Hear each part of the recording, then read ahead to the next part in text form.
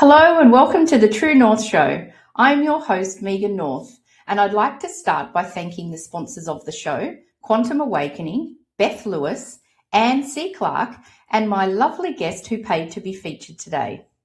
Today, I am excited to welcome Jenny White. Jenny is a retired registered nurse living in Southwestern Ontario. She spent over 30 years working in various settings, including hospitals, ICUs, trauma units, surgical floors, as well as public health and long-term care homes. Jenny finished her career as a director of care, managing large nursing departments as well as a director of nursing services. Having retired, she discovered that she had a brain tumour wrapped around her carotid artery in her brain that was life-threatening and required specialised surgery. After her extensive surgery, she was comatose for days, and when she awoke, she found herself tied to the bed as she had become a disoriented patient, attempting to remove all of her medical tools, keeping her alive. Also, Jenny's memories were gone. She did not recognise her husband at the bedside, and she had to relearn everything, how to walk and talk. So over the next year, Jenny had to reinvent herself. Her old hobbies and interests were gone, and she felt vulnerable and lost. That was the turning point. She decided she was interested in writing her story. As she learned the craft of writing by taking online courses during her rehabilitation, a spark was ignited, and she began to write. Her returning memories are slow, but are impacted by writing, slowly re-emerging from the past. Her experience is vast and she has many stories to tell. She now writes medical thrillers. Her debut novel, The Triggering Scent, which is book 1 of a series, Jenny took her experience and returning memories and created a character of a nurse working in an ICU. Jenny, welcome to the True North Show. I'm so looking forward to our conversation today. Just so you know, I can't hear you. Ah, really? That's interesting.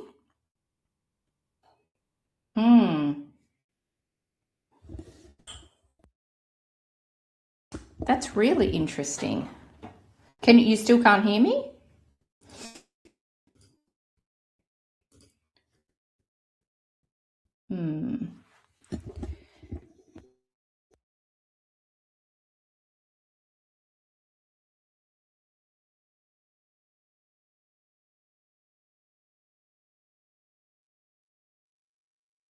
Yeah, I didn't hear you when the screen went black. From then on, I couldn't hear you.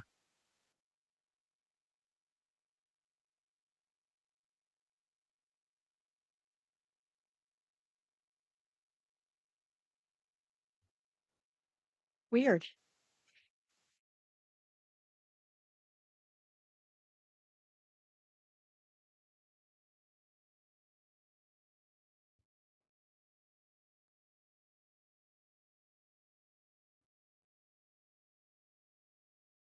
No.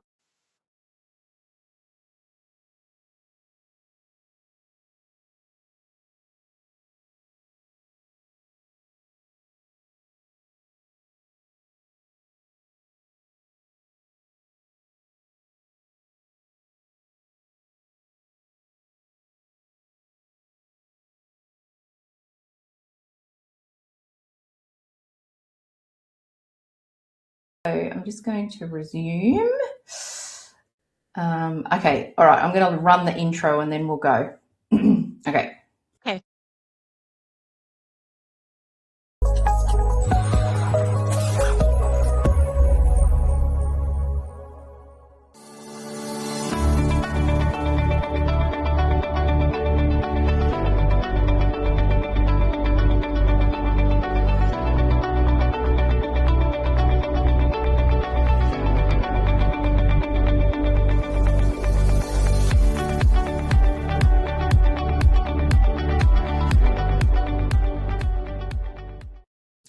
Hello and welcome to the True North Show.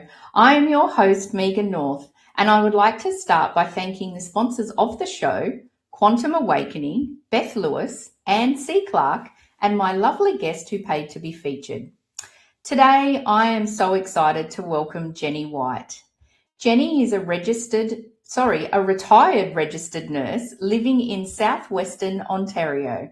She spent over 30 years working in various settings, including hospitals, ICUs, trauma units, surgical floors, as well as public health and long-term care homes.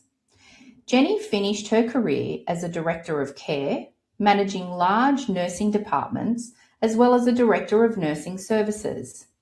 Having retired, she discovered that she had a brain tumour wrapped around her carotid artery in her brain that was life-threatening and required specialised surgery. After her extensive surgery, she was comatose for days, and when she awoke, she found herself tied to the bed as she had become a disoriented patient, attempting to remove all of the medical tools keeping her alive. Also, Jenny's memories were gone. She did not recognise her husband at the bedside, and she had to relearn how to walk and talk. Over the next year, Jenny had to reinvent herself. Her old hobbies and interests were gone, and she felt vulnerable and lost. That was the turning point. She decided she was interested in writing her story. As she learned the craft of writing by taking online courses during her rehabilitation, a spark was ignited and she began to write. Her returning memories are slow, but are impacted by writing, slowly re-emerging from her past. Her experience is vast and she has many stories to tell. She now writes medical thrillers. Her debut novel, The Triggering Scent, it's book 1 of a series, Jenny took her experiences and returning memories and created a character of a nurse working in an ICU. Jenny, welcome to the True North Show. I am so looking forward to our conversation today. Thanks so much for having me. It's a pleasure to be here. You're very welcome. So Jenny's journey from the director of care of waking up in a hospital bed, not remembering her own husband, is one of the most remarkable stories of resilience I've ever heard. So don't go anywhere, because after the commercial break, Jenny and I are going to dig deeper into her journey and discover what was on the other side.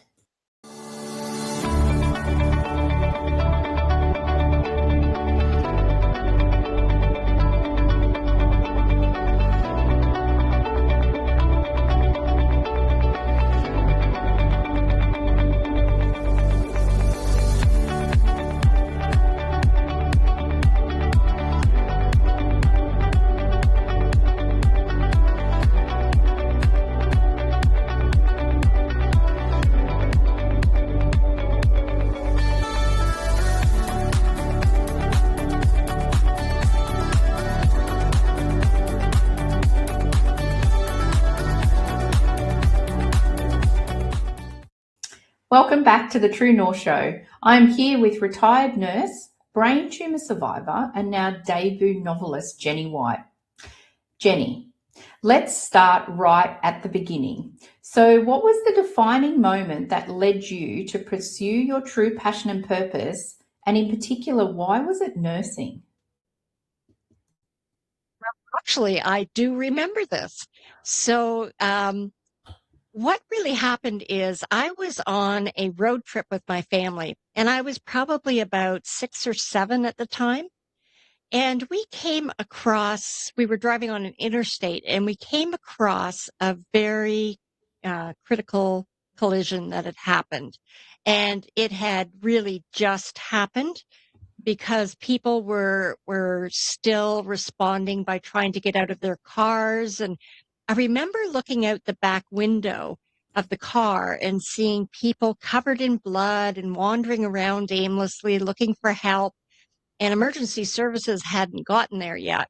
And I remember begging my father at the time, who was driving the car, to please stop so we could help people. Well, he ignored me and continued to drive. And I remember watching as a child out the back window and seeing this chaos. and just feeling so helpless that I remember that was the turning point in my life where I thought, I'm going to be either a doctor or a nurse, and I'm going to stop and help people. And I remember telling my mother at the time, and she kind of laughed and she said, well, I don't think you're smart enough to be a doctor, but you could probably be a nurse. And so as I went through life, I kind of always had this thought that, okay, well, I'm not good enough to be a doctor, but I'm good enough to be a nurse. So I'll be a nurse. So that's kind of how it all started. Mm. And isn't that interesting in the sense of these limiting beliefs that are put upon ourselves when we're younger? You know, that if your mum had maybe said, be whatever you want and you're amazing and you could be a doctor, who knows what would have happened? Well, exactly. And, I almost resent what she did, but it was common at the time. Like this Yeah. is back in the 60s. Yeah. So like I'm dating myself here, but that was normal in that, teachers and nursing were kind of the two professions that women kind of went into. Yeah. And it was kind of frowned upon to go beyond that scope. So Mm. in a way, it was what she had been programmed to believe, and she just put that onto me. So Mm. in hindsight, you look at things differently now, but at the time it was quite common. Yeah, yeah. And it's interesting too, in the sense of, as you said, like in that time as well, you know, your mum and the things that our parents say when we're very young, they're not necessarily being mean or nasty to us. It's just how they were raised. And so they're doing the right thing and saying the right things to us. Right. It was culturally appropriate at the time. Yeah, yeah, so interesting. And so that journey that you had being a nurse, was it that feeling that you got every time someone would come in or the people that you were caring for? Did you often go back to that young little girl and think this is exactly what I wanted to do? Absolutely. And there were times as an adult, I would stop at car crashes or at, scenes where things were happening where people needed to be helped. And I was often the first one there to help. So that really fed into that whole belief system that this is what I was meant to do. Yeah, wow, it's really beautiful. So things have obviously changed for you, and I touched on it in our bio, but can you share with us the journey that you've been on over the last few years? Yeah. So as you said, I was enjoying my retirement. We were having a wonderful time traveling the world and doing the things that we wanted to do. And one day I just wasn't feeling well. And, as a nurse, I kind of knew something was up and I needed to get checked. So I got myself to hospital and I thought I was having a stroke because I had sort of classic stroke symptoms. And, they quickly assessed me and did the scans that needed to be done. And they said, well, the good news is you're not having a stroke, but the bad news is this, you do have a tumor. It's in a bad spot and it's going to kill you. Now, the hospital that I was in, which was a local hospital, had done as much as they could do for me at that point. Right. They stabilized me, they put me on some anti-seizure medications. They took my driver's license away right away, and my husband had to come and get me. So from that point on, the journey began because in Ontario, sometimes there's a bit of a wait to get seen by a specialist. Right. And I knew being in the medical profession that there was a proper course to get to who I needed to see right away. So I got home and I started exploring the College of Physicians and Surgeons across Canada for a specialist in my kind of tumor. Now, because of location is everything, and this was in a particularly bad spot, I needed a specialist who could deal with that part of the brain. And so I found several, went Hmm. to the family doctor. We together, we actually crafted the referrals and, used the language that you know, incites interest for, and we started. So the first surgeon, actually, in one city, we had to travel to different cities, but in one city, he said that he wouldn't touch me. He figured that I would probably die on the operating table. And so, I didn't hold it against him because I know statistics kind of are the way surgeons live and die. Yeah. If they know someone's going to die, they tend to shy away. So that was a little disappointing. Mm. Second one that we went to a couple of days later was in another city. And he was a younger fellow. He was kind of at the top of his game in that he'd won quite a few awards. He was kind of a groundbreaker in terms of trying new techniques. And he was willing to take me on as long as I was willing to take the risks. Mm-hmm. Now, part of the problem of being a nurse is you know too much. I Yeah. knew exactly what they were going to do and how they were going to do it. And I mean, it wasn't a pretty picture.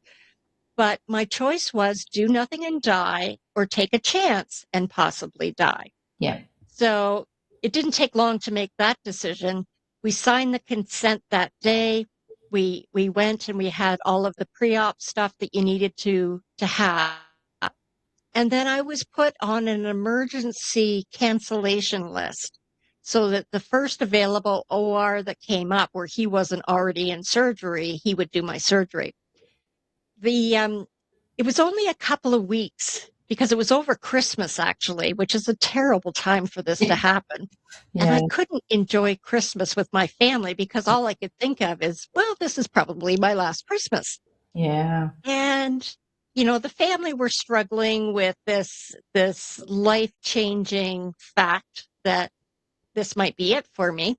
Yeah. And so we had, instead of, singing Christmas carols, we were having discussions about what if and what do you want? And, and I wrote my obituary and those kinds of things. And when I had my cell phone with me 24/7, I was just waiting for the call, can you be here in a couple of hours?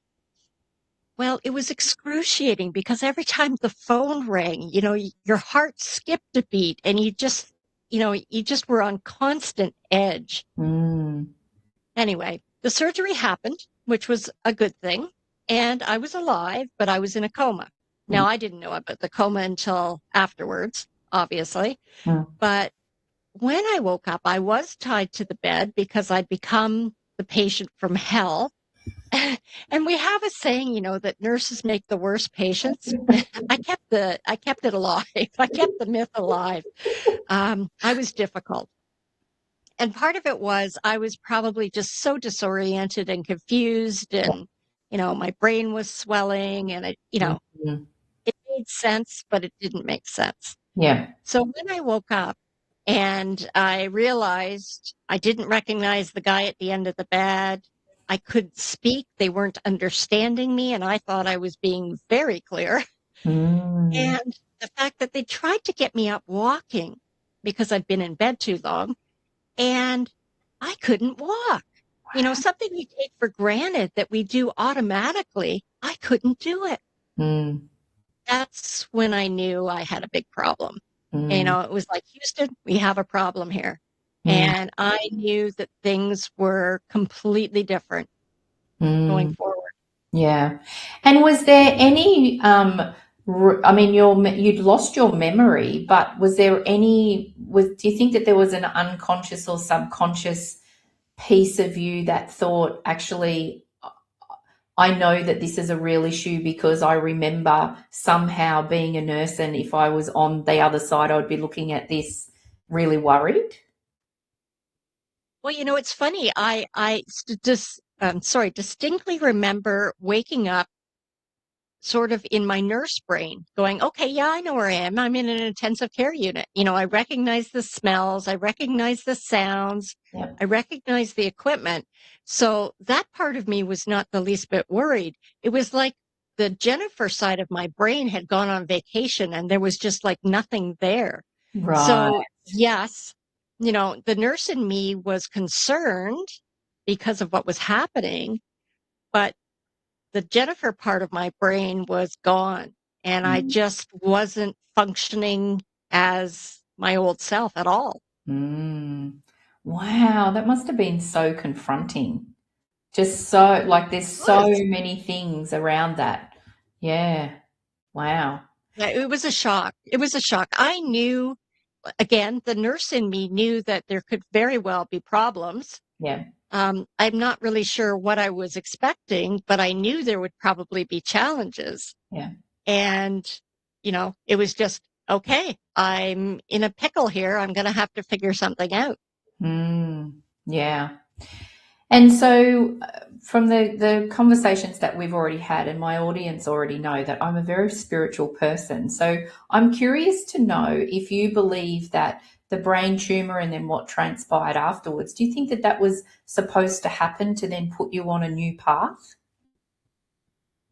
Well, it's interesting you say that because there's one thing that I learned through this experience, and that is that my body is just a package and that my spirit is what continued on.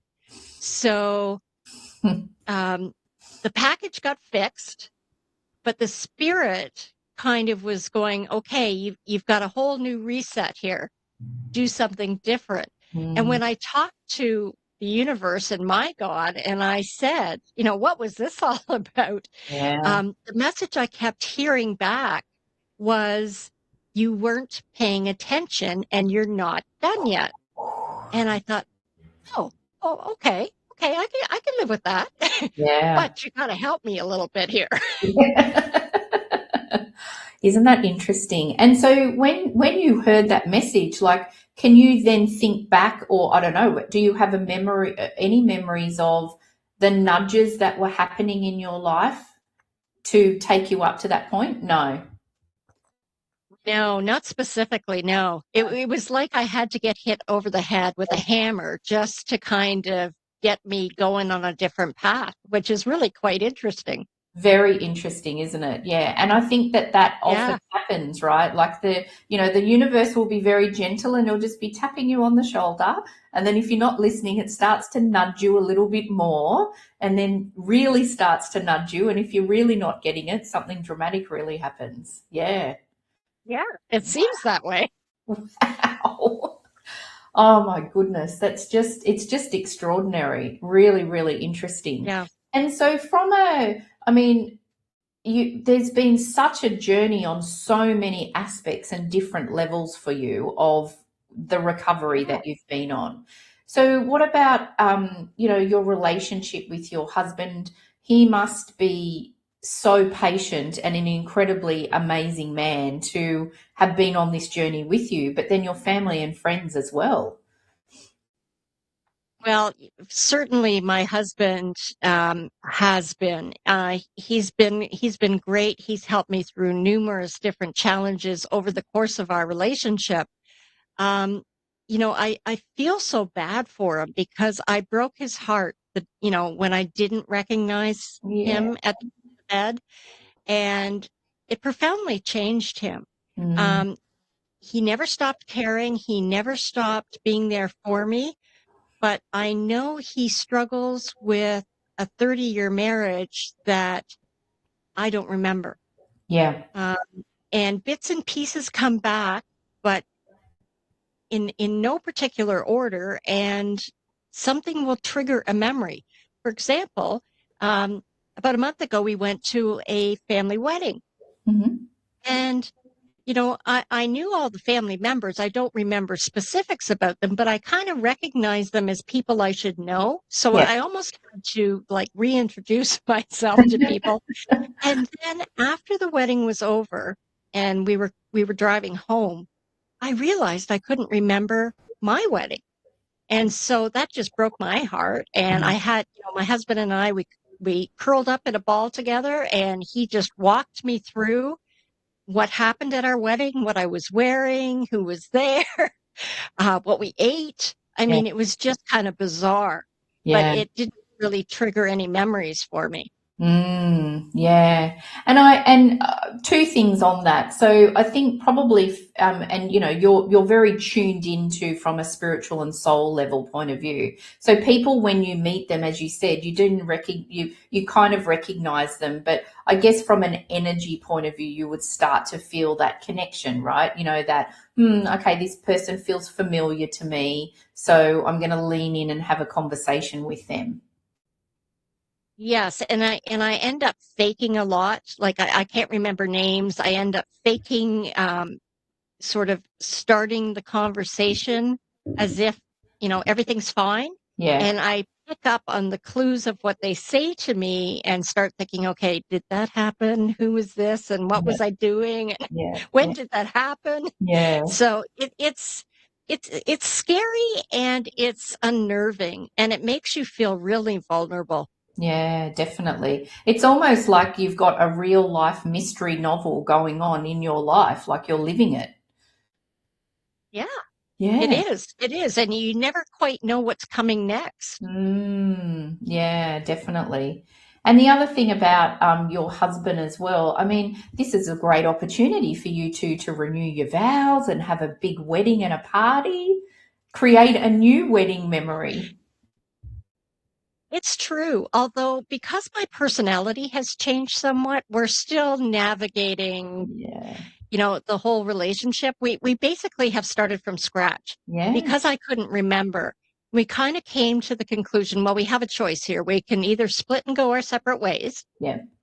because what brought us together is no longer there, Mm. or we try this, and that's just starting from scratch, start the dating, start pretending like we're just getting to know each other, which is fine for me, Yeah. but I think it's taking a toll on him. So time will tell, but I Yeah. mean, we're still together, we're still trying, Yeah. we're, getting therapy, and we're just one day at a time, take it slow, Yeah. and just go from there. Yeah, yeah, that's really beautiful. I love that. I love that. I love the dating. Like, it's all the things that after a while, people are like, oh, we really should start dating again. So it's an opportunity for you and him to, start over with that. Yeah, beautiful. That's right. So, Yeah. mental health and well-being. Obviously, I would imagine from your point of view of when you were nursing that that was a part of your life that would have been very important anyway. But has that, from what you can remember, has that shifted now? Like, is your mental health and well-being got a different aspect in your life? Do you do different things? What does it mean for you now? I think it's definitely different than it was. Yeah, Because of my brain surgery, I do have some depression, which I've had to learn to navigate with and get some medication for and that kind of thing. And that's different. yeah, I have challenges with speech some days. Today's a pretty good day. I'm talking pretty normally. And there are days when my words are mixed up or my thoughts are scrambled, yeah. so I do have days like that. And in terms of mental health, I think I'm getting sort of my self esteem from my writing right now because it's something tangible, it's Mm, something concrete, it's yeah. something new. I did take some courses online that were self paced so I could navigate around my exhaustion and my Mhm. rehab program. Yeah.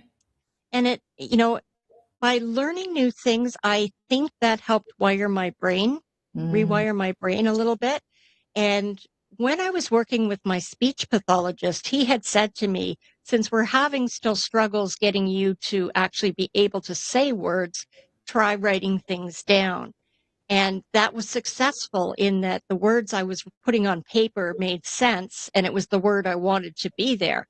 So that's how I ended up being able to communicate with people until I was able to get the brain firing in a way that I could speak again. So mm.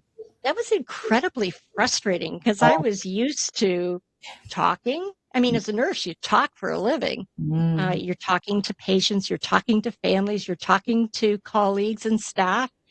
And when you can't share what you're thinking or what you need, Yeah. it's an incredibly limiting and Yeah. frustrating experience. Yeah, Yeah. yeah. And so I think I would imagine for you then mental health is probably even just the bare basics of making sure that you're resting, you're getting enough rest, making sure that you're out and about and getting Yes. some fresh air and time with Yes. yourself, but then time with others. Yes. And what I definitely have focused on self-care because when I realized I had a brain tumor, that was like, okay, you know, this is going to be tough. This Yeah, is going to be prolonged. So I had kind of accepted that. But I do take care of myself now. When I'm tired, I go and I lie down and I might sleep for 3 hours. yeah, I do try and get out every day, and I live in a beautiful property where I've got land I can go walk on and hang out with the birds and the rabbits. And, I find that very healing. yeah, Um, so certainly my mental health has taken a hit. There's no doubt about it. Um, I think if anybody said, who had lost memory that they weren't dumbfounded and traumatized by it would be lying. yeah. Um, I've never experienced this before, obviously, and it's been a profound journey. It Mm, really has. yeah, yeah. And it's interesting from a mental health and well-being point of view. A lot of people, I think, get overwhelmed with looking at social media and thinking, I should be meditating for an hour and I should be. Whereas actually, the bare basics, I actually think, taking 5 minutes of just sitting in quiet or in the sun or with your feet on the ground or having a nap. That to me is sometimes the most beneficial mental health practices that we can have anyway. Absolutely. And when I realized that I had a clean slate and I could do anything, I actually gave myself permission to just dream like a kid. Yeah, When you think about it, when we're kids, what do kids do? They make up adventures, they create stories, they create imaginary friends. What do I want to be when I grow up? And I thought to myself, this is really interesting. I have a complete clean slate here. I can do anything I want. yeah. What appeals to me? Mm, So when I was able to start writing, and it was just simple stuff. I mean, it was really simple stuff. It was like writing a sentence, and that was yeah, like a major accomplishment. yeah. I thought to myself, this is probably what I should be focusing on because I had no interest in writing prior to this. And Mm, it's like they were in my brain playing around, and some things got turned off, some things got turned on. So clearly, this is the path I should be on. yeah. So that's what I did. Wow, Yeah. that's isn't it? It's just fascinating, isn't it? It's just even you must think, even with your nurse's brain, thinking, "Oh my gosh, I can't believe that I'm experiencing this." Yeah. I mean, it's very scary and it's hard to explain to people. And, the other thing that I want to share is, I look fairly normal, right? Um, but there's still a lot going on inside that's broken. Mm, And so when people say, "Oh, you look great, you look fabulous. Oh, you recovered really well." Well, thank you, but not quite. yeah, So yes, I've accomplished things, but I've still got years of work ahead of me in terms of coming to terms with life in general. I mm, mean, my kids, I don't remember their childhoods. And mm, so when I'm talking to my kids now, I'm talking to them like friend to friend as opposed to parent to child. yeah, It's a really different dynamic. And mm, they've noticed it and, they've commented on it. And perfect example, one of my boys came and spent some time with us, and I couldn't remember what vegetables he liked because he's very picky. And he looked at me and he goes, "Mom, you should know this." It's like, no, no, sorry. You're yeah, going to have to walk me through it again because yeah, I have no recall of what vegetables you'll eat. yeah. It's just like So, a whole yeah, rediscovering of everything, isn't it? it Yeah, is. It yeah, is. yeah. And I could imagine also that, for you, I mean, it's overwhelming enough for you, but then with people saying, "Oh, you look great, you've recovered," I think often people don't want to go down that rabbit hole of really asking what's going on because it's just too much. Not very many Yeah. of us would have experienced it, and it's too hard to comprehend. Yeah. Yeah, Yeah. And like you said, you go down a black hole.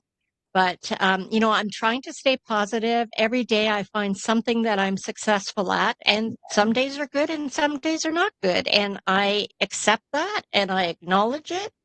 And as long as I don't give up, I think I'll be okay.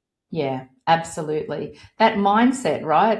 You wake up and you decide, and I love also that you just said that too, is that, what have you achieved for the day or what have you learned? We when we haven't been through this, we often take that for granted.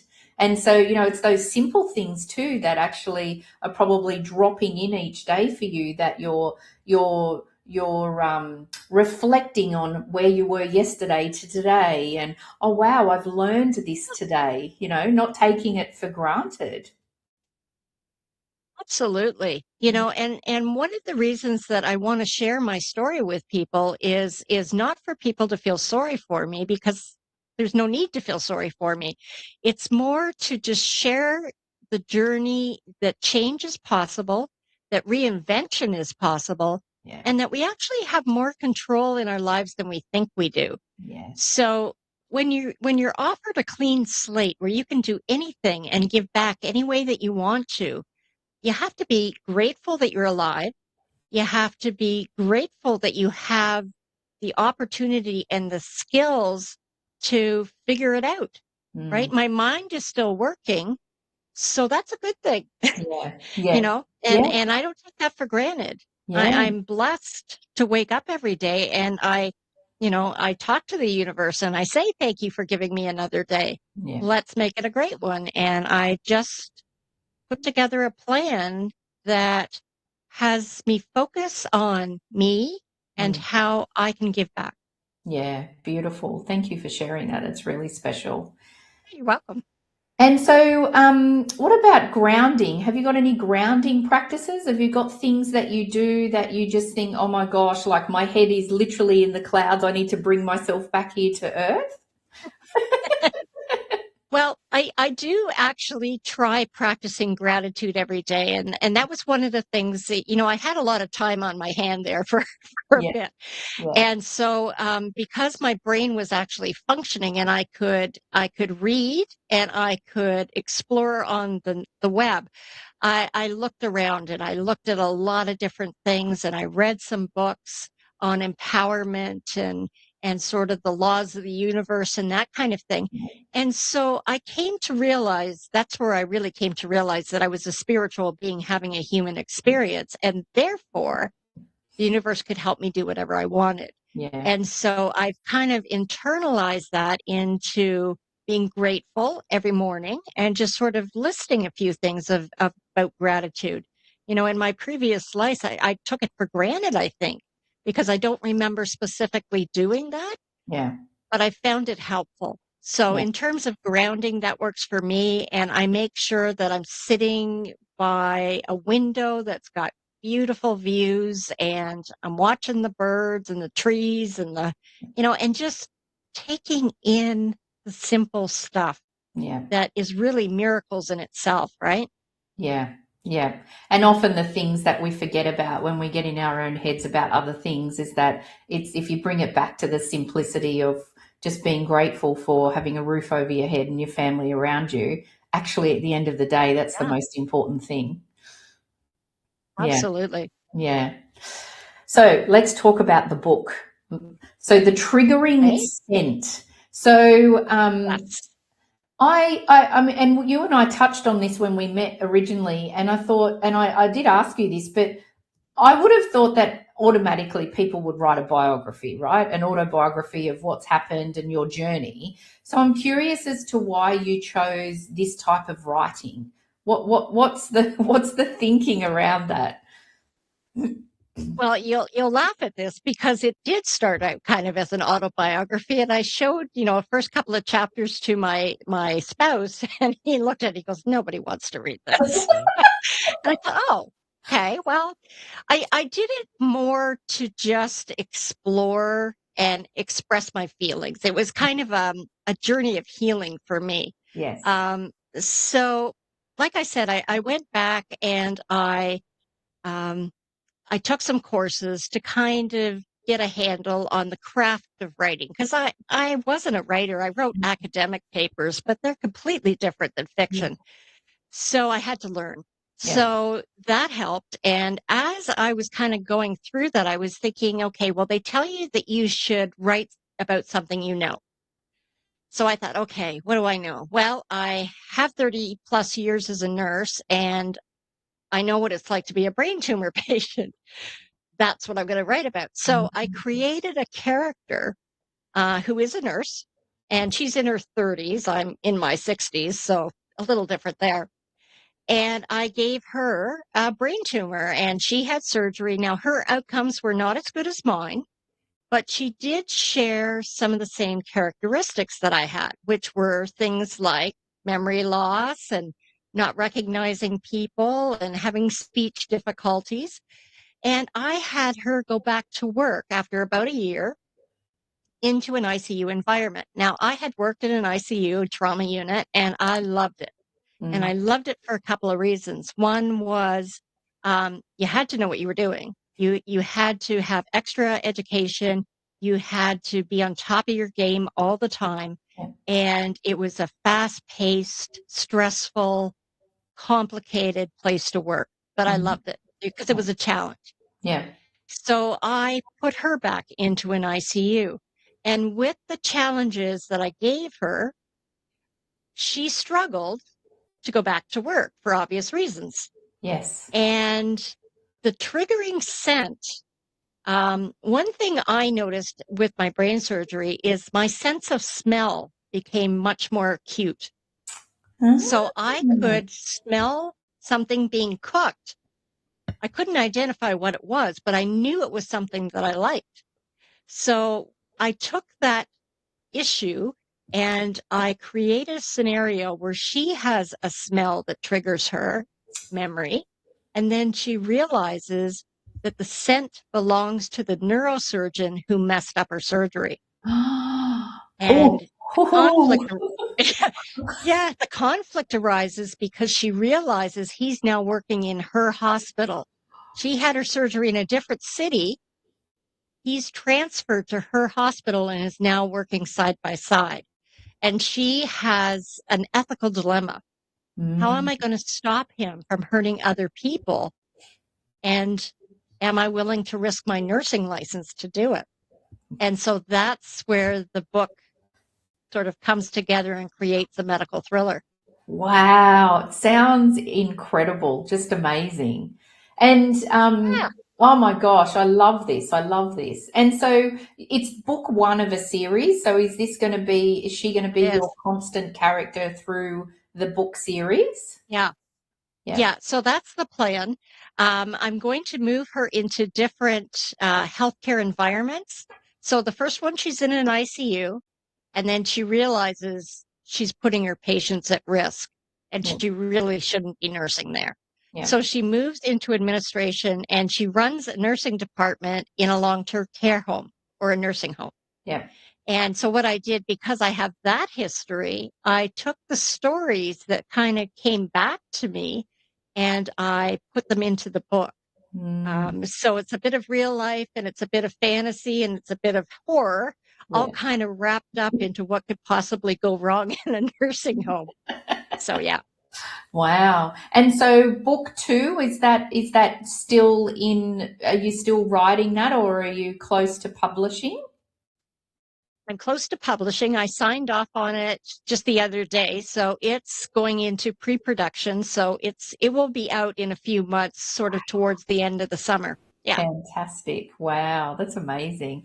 And so I would imagine too that you've probably got quite a lot of people that you can collaborate with in relation to more stories in, that other people have experienced that you may not have experience. So you've got, I don't know, 100 books that you could potentially be writing here.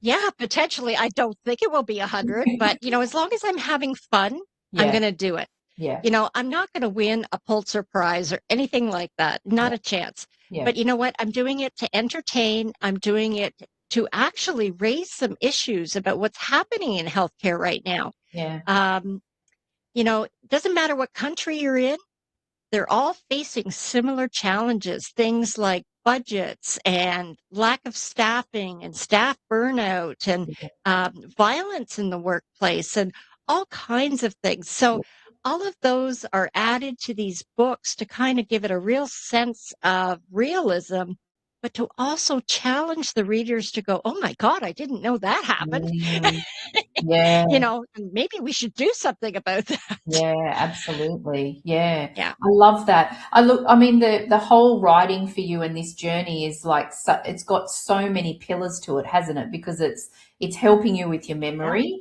it's helping you have fun Yes. and to play. It's a Yes. healing journey for you as well, but then you're also inspiring people, giving them different uh things to look at and think about and different Yeah. perspectives as well.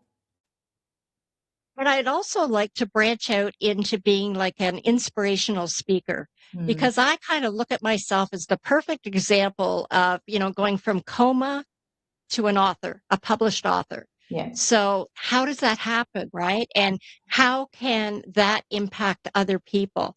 And, I'm certainly willing to share the story, share the pain, share the journey, share the accomplishments and the strategies that I used.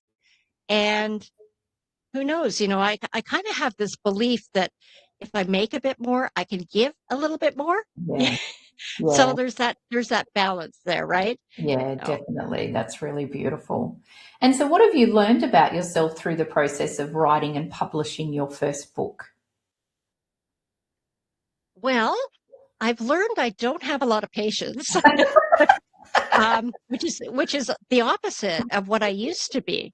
Um, I like things to happen quickly, and in the publishing world, that just does not happen. I mean, things feel like they go at a snail's pace, and I'm very much okay. What's next? What's next? What's next? And so I find that a bit frustrating. But I think overall, I'm proud of the courage that I've had to Mm, try something so out of my wheelhouse. Um, to be willing to put myself out there, there's going to be people who hate what I do, and that's okay. I don't really care. yeah, I mean, I'm here for a purpose. The children's books that I write are to help kids learn to read and to bond with parents and caregivers. I think that's huge. yeah, And I think the novels are just a way of, sharing fun. mm, Really, books are to entertain, yes, fiction anyway. yeah. So I think this would be entertaining for people. Yeah, yeah. And it's also, I would imagine, I can imagine all your guides and spirit guides and all your angels all celebrating, going, "Yes, she's finally got it. We don't need another baseball bat because she's Yeah. being No. inspired and she's having fun and she's being grateful and yay." I realized it took a team to keep me going. Clearly, it was way beyond my capacity. Yeah, Even though I had a brilliant surgeon and a brilliant team of people working with him, they were fixing a package. It was my spirit that kind of came alive after this. And I think you're right. I think the angels or whoever's up there looking after me had a plan yeah, and they felt I had more to offer.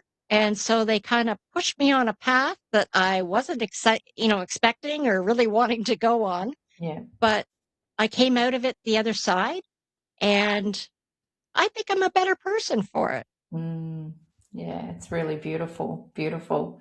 And you touched on there just before about the children's book. So is that something else that you've been doing as well as writing your thrillers? I have. And actually, I started with the children's books because when I was lying in bed creating those stories in my head, my little dog, Molson, was beside me. And I thought to myself, okay, if I was 5, I'd probably be going out and playing with Molson and coming up with an adventure. So I couldn't remember my childhood. So I thought, okay, well, what would a 5-year-old be doing? Let's go to the zoo. And that actually, that's a really good example is I thought, okay, let's go to the zoo. And then I started thinking, okay, what animals would be in the zoo? And nothing was coming to me. And I thought, oh, this is bad. So I went online and I put in zoo.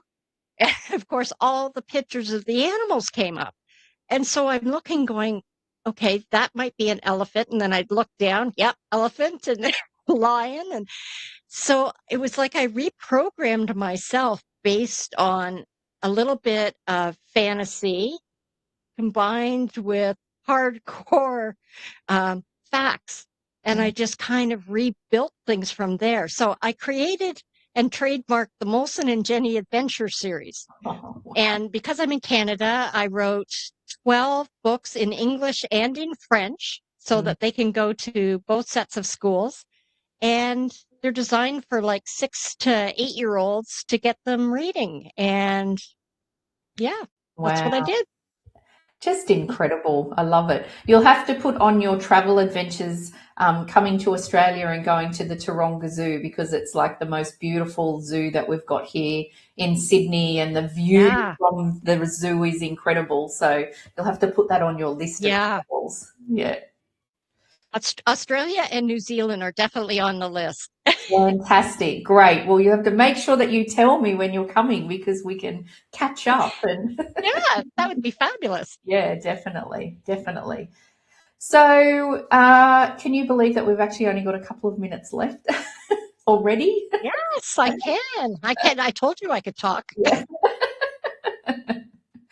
So I'm going to ask you the same question that I love to ask all of my guests before we finish our conversation. So, and this is going to be specific to the journey that you've just been on now, right? So what's one Yeah. lesson or truth that you've learned on your journey that you wish you had known earlier? Gosh. Well, I guess I would say that it's okay to challenge the paradigms that we're taught. Mm, I've kind of come to this with a very open mind. And I think as a society, we're kind of taught, okay, the dreaming starts or stops about kindergarten, right? Because now you got to learn your ABCs and your numbers and this and that. And then as you go through the school system, the ability to dream and create adventures kind of leaves us at the time, because we're taught, no, you must focus on this now. yeah, And then you get into high school. What would you like to be when you grow up? And then you go down a path towards that goal. yeah. So I think it's okay to challenge paradigms and say, I don't care what anybody else thinks. What's going to work for me? Mm, yeah. Yeah. And that ties in so beautifully with the comment and the thing that we were talking about at the beginning about, like how your mum said, well, you're not smart enough to be a doctor. You'll have to, you can be a Yeah, nurse. And that just ties in exactly what we've talked about through this whole conversation. absolutely. It's really beautiful. Really, really beautiful. Thank you so much for spending this time with me today. Like, Jenny, your story is incredible. And I really feel blessed to just be sitting with you and just listening to you Aw, speak. So thank you very much. you're very welcome. And thank you for the opportunity. I hope this reaches people who are struggling, that they know that there is light at the end of the tunnel and you can do anything you want to. Absolutely. Yeah, thank you. And I'd also like to thank all of my amazing and dedicated audience, the supporters, and again to my sponsors. I hope that everybody has a wonderful rest of the week, and I look forward to seeing you all again next week. And again, thank you so much, Jenny. You're welcome.